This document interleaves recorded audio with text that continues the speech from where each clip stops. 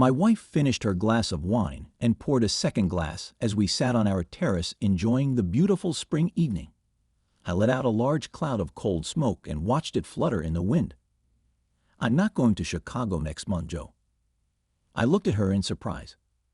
For the last 10 years, she'd gone shopping in Chicago twice a year, one on Memorial Day and the other the weekend after Thanksgiving.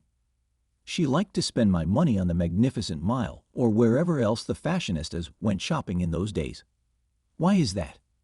She looked away. "I just don't feel like doing it. Since the kids are away from home for college, I thought we could take a trip together." I shrugged. "That's sweet, Chelsea, but I'd already booked a golf trip to South Carolina." On the day she went shopping in Chicago, I always went somewhere to play golf. Truth be told, I knew her trips to Chicago weren't just for shopping. She had a lover who took her shopping twice a year under the pretense of going to Chicago. She was completely faithful to me for the rest of the year. Believe me, I checked it out thoroughly. I shouldn't have been surprised that she had no intention of leaving now. Her lover had been killed in a botched robbery attempt on his jewelry store the month before. The idiot should have just let the guy take what he wanted and live the rest of his life. This asshole thought he could pull a gun and kill the robber. No. Good guy with the gun got shot in the head before he shot the bad guy with the gun. He wasn't such a good guy, though. After all, he was fucking my wife. "Well, maybe you could cancel your trip." I shook my head negatively. "I'll go with you then." "I don't think my golf partner would like that." "Who were you going with?" She asked and was struck by the realization that she had never asked who I was traveling with before. The time had come. I decided I would end the charade she'd started with her lover years ago. "With Aaron," she dropped her glass. Luckily, we used plastic glasses when we drank outside. That didn't stop the expensive Chardonnay from spilling on the table. "Aaron," she whispered, "my best friend Aaron." I nodded and took another puff of my cigar. A tear rolled down her cheek. "How long has she been traveling with you on your trips?" I sighed. This was the last day that I liked the family I told her. I heard myself playing Bonnie's Own song on Mule as she lifts on my iPhone. It got me along. I sat down saying to my wife before. There wasn't one front to show off. I was very afraid for negativity. Her hands just went away. I took it on the other side. I brought her circle back. Yes, I nodded and took a deep breath. I was ready to talk, but I thought she would try to cover up her cheating by continuing the trip this year. Refusing to go after the death of her lover was a big red flag. "But I'm not going anymore," she pleaded. As a matter of fact, Aaron and I had discussed stopping as well. In fact, everything changed at Alan's funeral. It was when you had a fit of sobs at his casket. When you slam your fist on the coffin and scream, "Why, God, why?" That's when we decided to keep our plans to travel together. I don't remember that. I shrugged. You probably don't remember much from that day at all. That's not surprising. Considering the bottle of wine you finished before we left the house, the 4 martinis you had at lunch, and how many more you had at home afterwards, so you passed out pretty early.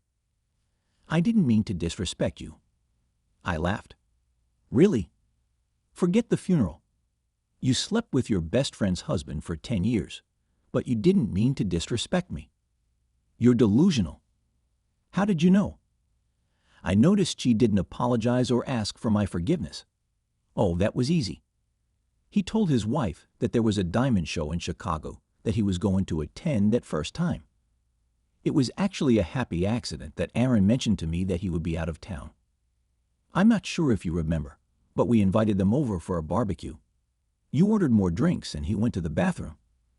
Aaron was just making small talk with me. My wife shook her head incredulously. Yes, and as soon as she said he was going to Chicago, I told her about your shopping trip to Chicago. She was surprised you didn't invite her to join you, and at that moment we realized why you didn't. I thought we were so good at hiding things. Alan traveled so much. I shrugged. No, you were actually quite careless. You should have picked a place where there was actually a diamond show, and to think that you could go traveling on the same weekend as her husband twice a year, every year, and not set off alarms in our heads was just silly. You never said anything. We thought everything was fine. That's just your arrogance and disrespect. Neither you nor Alan bothered to ask who Aaron and I went on our trips with. It really shook us up. You cared so little about it that you never wondered what your stupid spouse was up to. That's not true, she said quietly. We talked about what you were doing. It never occurred to us that you were leaving together. That's funny, Chels. We thought we'd been caught 3 years ago. Your flights were delayed, she frowned. I nodded. She added, we stayed another day, and it never occurred to me that you were both delayed overnight because of the blizzard. Would you believe Aaron and I were worried and almost canceled our Memorial Day trip next year? But you and Alan acted like nothing happened and went on with your plans as usual. What now, Joe? That's a good question. Frankly, after the way you embarrassed me at the funeral, I intend to get a divorce. She gasped. Oh, don't act so surprised, loving wife. Aaron and I put up with your liaisons because we comforted each other while you broke your vows. I never imagined you would fall in love with this piece of shit. It didn't happen right away. I'm so sorry. She broke down sobbing and rushed into the house. I texted Aaron, all clarified. Her response was immediate. I'm waiting. I put my phone in my pocket and my cigar in the ashtray and took a deep breath. Chelsea wasn't the only one falling for her steady lover. It was time to organize the rest of my life, and Chelsea wasn't meant to be there. Yeah, Mr. Strategic Officer is wearing a hair for Orlando and got a PAT for your clients in the aka very early daytime.